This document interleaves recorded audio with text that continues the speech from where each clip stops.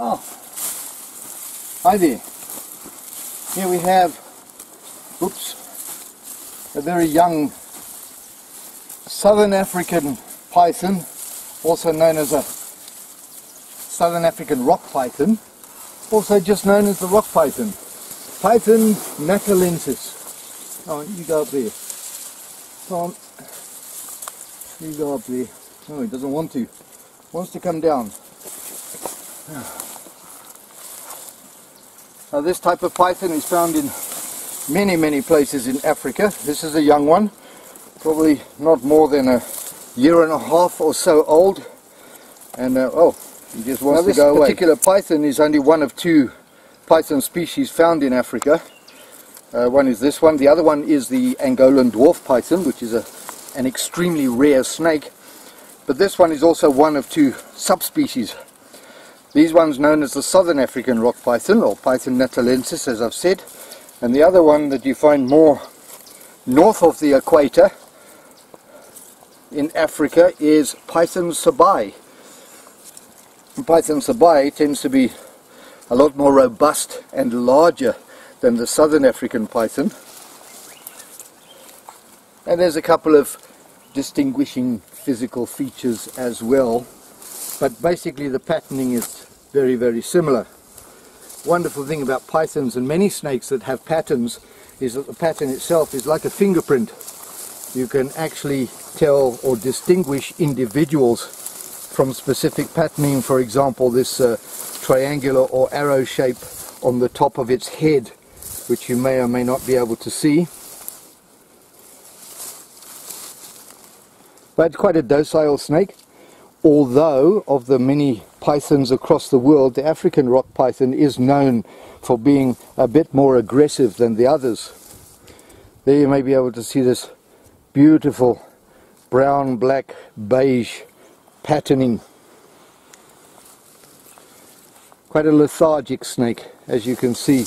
But this one just wants to get away and go about its business. It was probably sunning itself there. Because they are a nocturnal snake and hunt mainly at night, they have this amazing physical ability based on some scales that are on the upper lips, or upper labia as we say. The ability to distinguish or see the heat signature of its warm-blooded prey in pitch darkness. So where you and I would walk along and not see this snake at all in pitch darkness, the snake would be able to see us. Infrared vision. Quite amazing. Quite amazing. Contrary to popular belief, pythons do not recognize humans as food, although you could be in trouble if you encounter a very large python, and that would have to be 6 meters plus. They are immensely strong.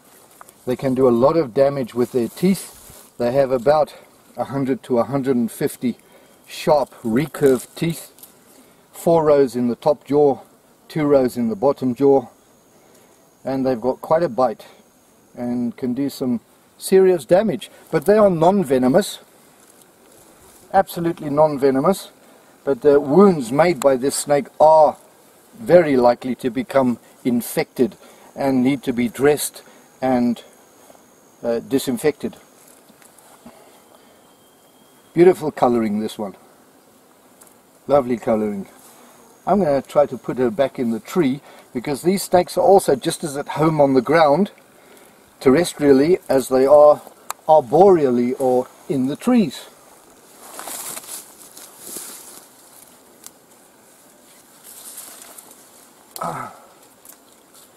No, you don't want to be in the trees.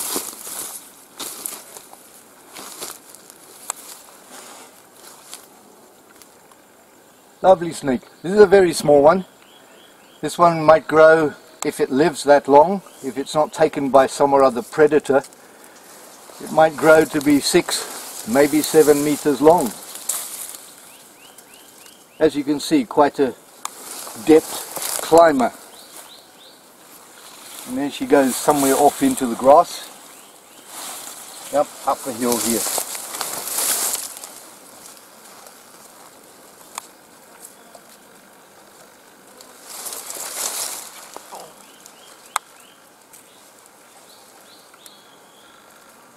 moving very casually, not in a hurry at all. These snakes are ambush hunters as well. They like to be near a body of water. There's a stream just down in the valley here where they will lie in wait for warm-blooded mammals to come and drink, and then ambush them at night, and that is the food. Pythons also don't eat necessarily very regularly. They could go some months without eating. So they have a fairly slow metabolism, and once they've eaten a rather large meal, which can be 3 or 4 times the size of its head, it will take a couple of weeks where the snake is quite vulnerable, is not able to move out of the way of predators very easily. So they'll just hole up somewhere in a cave or in an old burrow or in a hollow tree and just digest their food. Lovely snake. Thank you.